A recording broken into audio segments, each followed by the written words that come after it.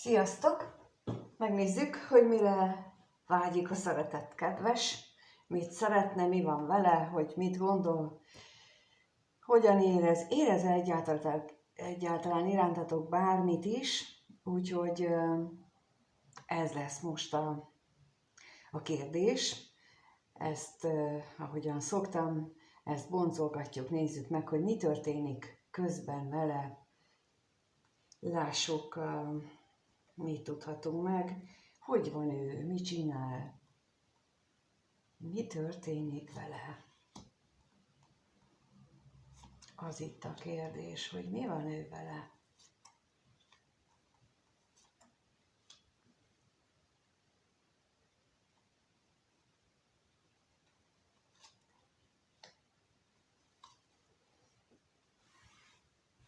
Elképzelhető, hogy a kommunikációjában arról beszél valakinek, neked esetleg, vagy valaki másnak, hogy ő most nagyon törekszik arra, hogy az ő függőségeit, vagy az ő nehéz dolgait, vagy valótlan dolgait, inkább így mondom, azokat leszorítsa, visszaszorítsa, és például a függőségeitől megszabaduljon. Lehet, hogy ezen dolgozik, illetve inkább úgy gondolom, hogy csak erről beszél. Legalábbis egyelőre a lapok azt mutatják, hogy itt a kommunikáció nagyon erős, meg a szándék, mondjuk így, hogy neki van egy ilyen szándéka, és akkor ezt így elmondja, illetve megnézzük még, mit jelent itt ez az utazás. Mit jelent itt ez az utazás?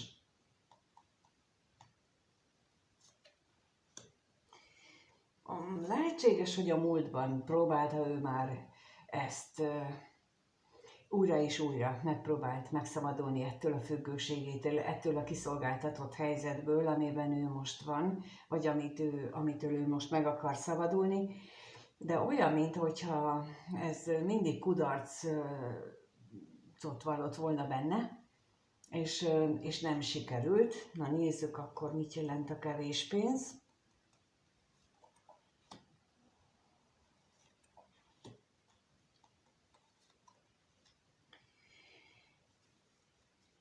Itt a sikertelenség oka valószínűleg az lehetett, hogy ő bizonyos megkötöttségeihez, vagy kötöttségeihez nagyon-nagyon ragaszkodott, amin változtatni kellett volna.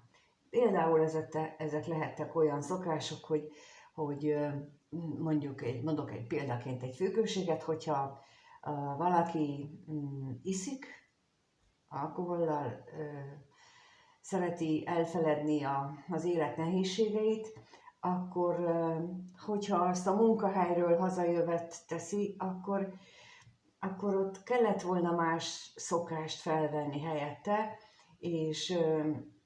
és akkor így segítette volna ezt az átalakulást.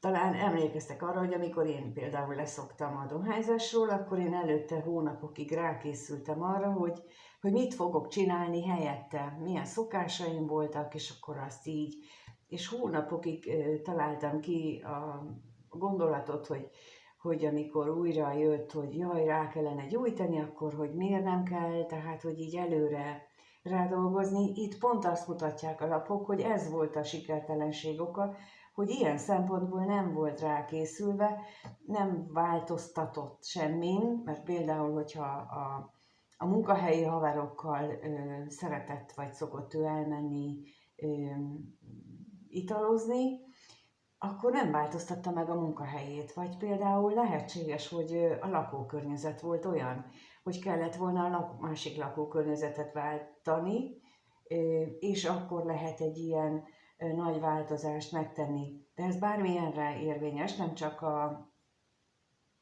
csak így erre a függőségre, hanem hogyha valami őrült nagy változást akarunk, akkor ott abban a környezetben, ahol ez működik jelenleg, ott nem fog megtörténni a változás. Tehát változtatni kell ilyen módon is, gyökeresen, önként gyökeresen meg kell változtatni a dolgokat. És most már többször említettem, hogy április 26-án átlép az Uránusz az ikrek jegyébe. Na ő az, mármint ez az energia, amit az Uránusz képvisel, vagy amit az Uránuszhoz társítunk. Na ez az az energia, ami a gyökeres változtatást, hát mondjuk így, hogy beledob a gyökeres változtatás kényszerébe, mert ő nem engedi meg azt, hogy itten hezitáljunk. Ő az, aki például a tarólapnál a tornyot képviseli. Tehát, hogy ő ledönti alólunk mindent, ami eszünkbe jutott már korábban, de nem tettük meg, és ennek szüksége lenne, akkor jön az Uránusz energiája, és akkor bum, vége mindennek. És takarítja el tulajdonképpen a Plutó nagy átalakító energiáját, amit itt a halállapja jelöl, nagy átalakítás, tehát hogy előbb rombol ahhoz, hogy utána újat lehessen építeni, és ezek az energiák jönnek most, tehát nem véletlenül mondtam, hogy az ikrekbe lépő Uránusz annak nagyon fájdalmas következményei lehetnek majd, kinek másképp, mindenkinek teljesen más, de attól függ, hogy megyünk-e elébe. Megyünk-e elébe a változtatásnak, és itt ő nem ment. De most sem azt látom, hogy ő nagyon menne elébe, inkább csak azt, hogy beszél róla. Na még itt a hamisságra rákérdezek, hogy ez itt mit jelent.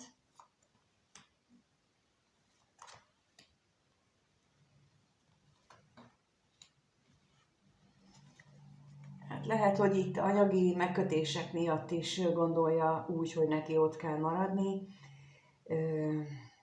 Egy dolog, amit mondtam, hogyha így az égi akarat, ilyen energiákon keresztül mást akar, akkor őket nem fogja érdekelni az anyagi megkötések, nem fogja érdekelni, hogy most marad-e nekünk ételre, vagy nem marad. Ha rombolni kell, akkor rombol mindent is. És ő sajnos ezt nem tudja, ezzel nem számol, inkább így mondom, bár tudja, vagy érzékeli, hogy milyen változásra volna szüksége, de ezzel a részével nem számol.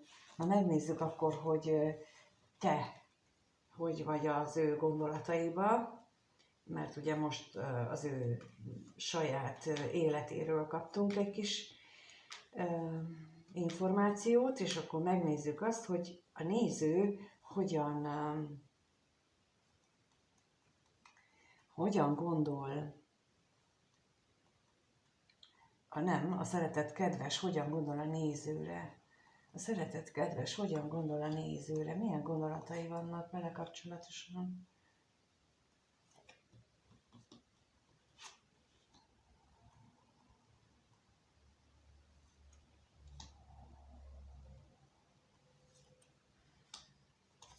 Hát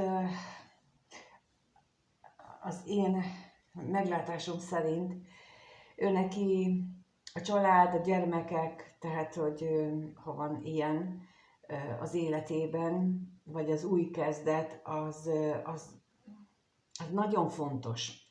És próbálna ő ezen változtatni, mert rájött arra, hogy ez így neki nagyon magányos, itt a társas magányt éli meg, és próbálna ő ezen változtatni, de ez a változtatás olyan nagy, ami mondjuk ahhoz szükséges lenne, hogy veled lehessen, de akár azt is jelentheti, hogy a veled való új kezdet, egy új család alapításhoz neki olyan őrült nagy változásra lenne szüksége, amit pillanatnyilag nem biztos, hogy be tud vállalni, viszont az látszik, hogy rengeteget gondolkodik rajta. Töri a fejét, hogy mit tudna csinálni. Na, nézzük akkor, hogy itt az özvegy férfi mit jelent.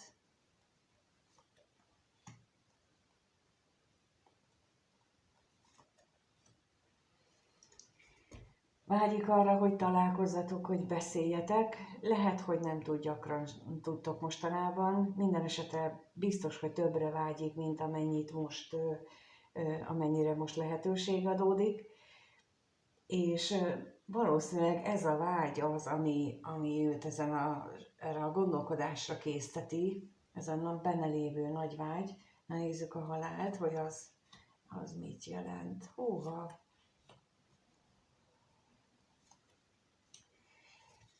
Hát a szokásaiban kellene, ahogy mondják, a komfortzónában, ahogy közismertebb, a komfortzónáját kellene gyökeresen megváltoztatni, és nem tudja, hogy ezt ő lelkileg hogy tudná elviselni. És itt ez a komfortzóna, meg szokásváltoztatás, ugye, amit az előbb mondtam, tehát, hogy ha ő változtatni akar a függőségein, akkor, vagy bármelyikünk, akkor mindenképpen egy ilyen őrült nagy változás szükséges. Például lakhelycsere, például családcsere, vagy tehát, hogy az eddigi körülményeinknek a hatalmas változás, mert abban az energiában, amiben eddig voltunk, abban nem lehet megoldani dolgokat. Ugye Einstein már mondta, hogy ahhoz, hogy valamit megváltoztassunk, ahhoz egy magasabb nézőpontra kell emelkedni, magasabb energiaszintre kell váltani, és ez mindenre érvényes. Tehát, mert hogy minden energia, és akkor innentől kezdve mindenre ez érvényes, hogy egy teljesen más minőséget kell bevállalni, és itt megint ez mutatja, hogy ő valamilyen szinten tudja.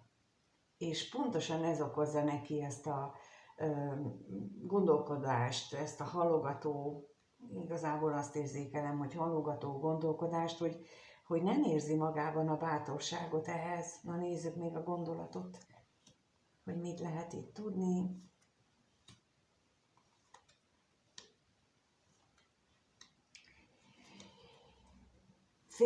Rettentően fél attól, hogy amit ő gondol, az tulajdonképpen káoszba, veszteségbe, borzalomba fordul, és itt még erősödni kell a hitének, a bizalmának, tehát hogy elmerje hinni azt, hogy ha ő dönt valamit, és kitart emellett a döntése mellett, akkor az jó lesz. És ez a feltétlen hitnek kell benne lenni, mindannyiunknak. Ezt úgy is tudnám fogalmazni, hogy egy nagyon erős lelkesedésnek kell benne lenni az iránt, amit ő szeretne. És mindenkinek ez a lényeg, tehát hogyha úgy beletekintünk magunkba, akkor látjuk azt, hogy az a munka, amit ilyen nagy lelkesedéssel végzünk, az könnyű, az olyan magától értetődő, abban nem fáradunk el annyira. Az a kapcsolat, amiben ott van az a lelkesedésünk,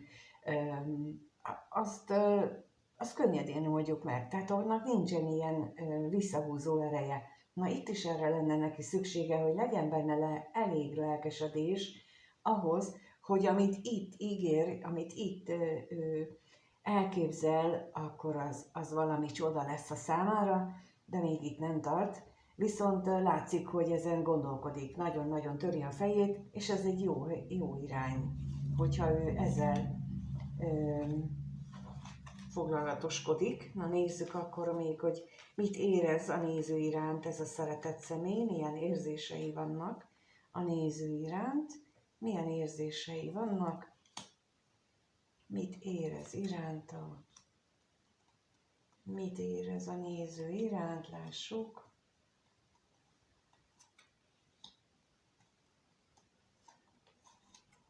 No, hát mély hittel megvan az iránt, hogy te vagy a tökéletes a számára. Tehát ebben ő szinte 100%-osan biztos, hogy te vagy számára a tökéletes társ, a tökéletes partner, viszont rengeteg nehézség, anyagi nehézség van. Ugye ezt az előbb már mondtam, hogy itt hogyha úgy gondolják a föntiek, hogy más a cél, más a feladat, akkor ezt az anyagi problémát azt úgy kirántják alóla.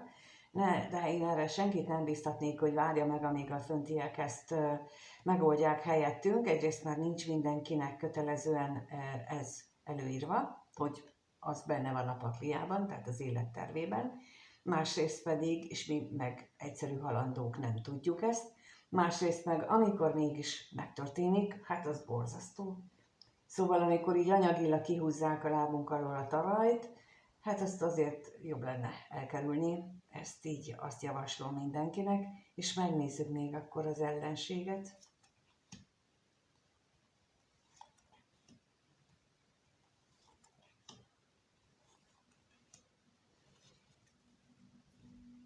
A múltja.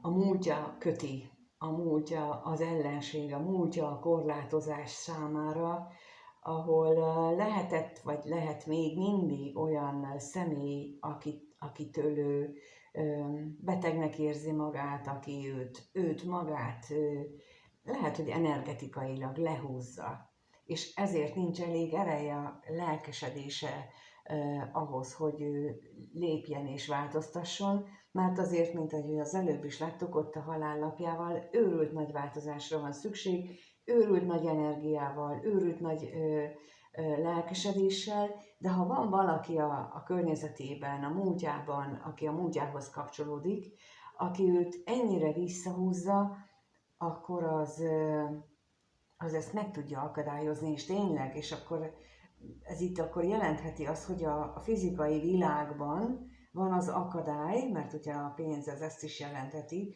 hogy nem az ő szellemi gondolati síkjában van az akadály, hanem a fizikai világban, mégpedig így, hogy van a környezetében valaki olyan, aki a visszahúzó erejével, akár a becsmérlő erejével, akár azzal,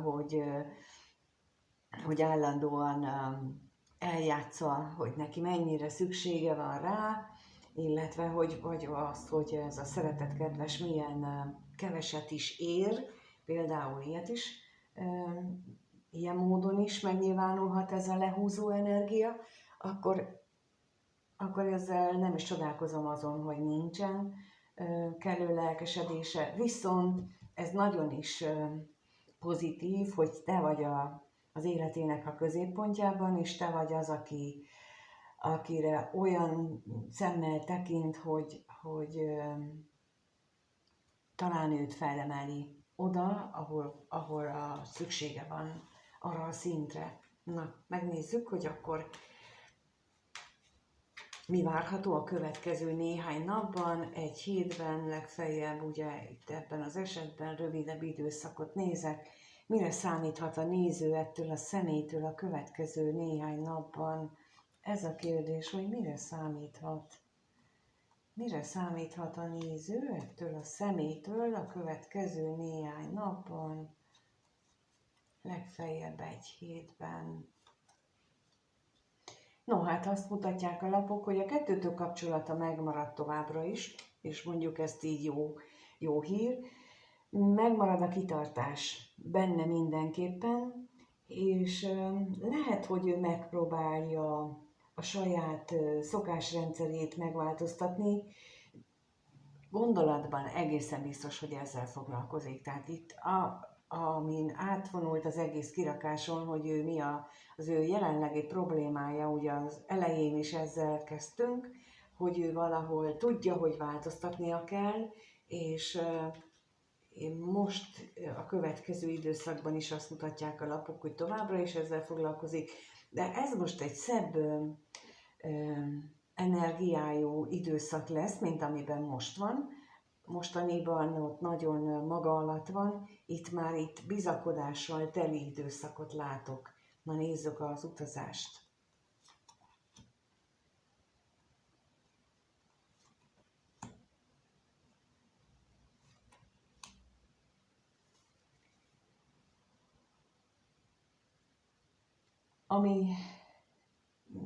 Mi hiába van bizakodásra, na bocsánat. Szóval, hogy itt ez az időszak egy nagyon bizakodásra okot adó időszak, de a kommunikációjában lehet, hogy azért ő ott marad, megmarad a negatívumoknál, amivel saját magát húzza le. Vagy mondjuk itt valakinek, a másiknak a személynek a kommunikációja az, ami őt lehúzza, és kilátástalanná teszi a jövőt, a továbbiakat is. Na nézzük még itt a gondolatot.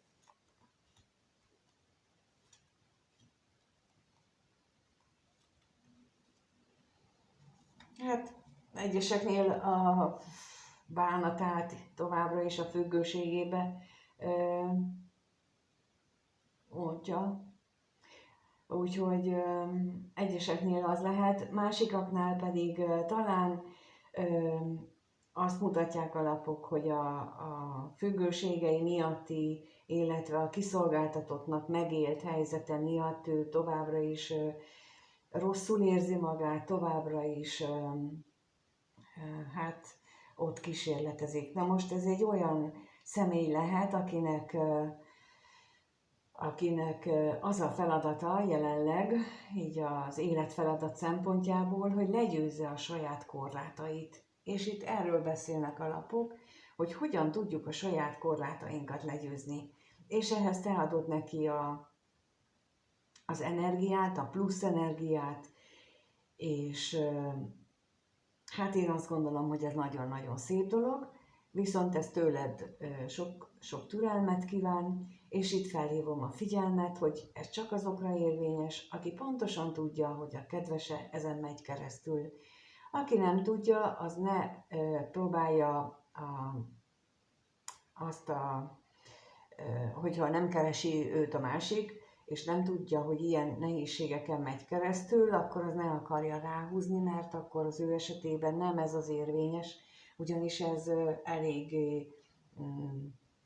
specifikus, igen, talán így mondanám, hogy ez, amit mondtam, ez most így eléggé specifikus, részekben sok mindenki másra is igaz lehet, és amit példaként felhoztam, azból lehet más területen is tanulni, de így összességében véve azért ezt nem javaslom, hogy egy bizonytalan helyzetben vagy, amikor napok óta, hetek óta, hónapok óta nem beszéltetek, akkor, és tudod, hogy nem is beszélt erről neked, akkor ne akard ezt elinni, hogy akkor te vagy neki a tökéletes, és akkor megmarad ez a kapcsolat, mert ha erről nem volt szó, akkor ez nem biztos, hogy így van.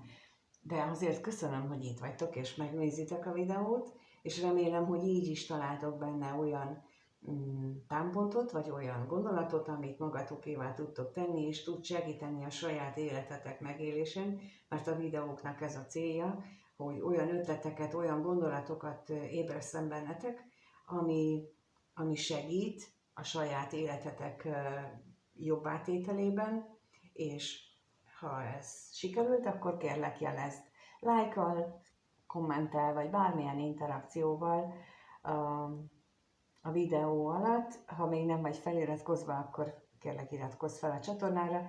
Figyelmetekbe ajánlom a tagságot is, azzal ugye reklámmentesen tudjátok nézni a videókat, és ott élő bejelentkezések is vannak, amelyekben még több mindent mondok, hogy milyen gondolatot, hogy milyen módon tudtok a saját életeteket felszabadítani, például a gyermekkori sérülésekből, például egy kapcsolati játszmákból, hogy mi van a hátterében, és mit tudtok ezért tenni.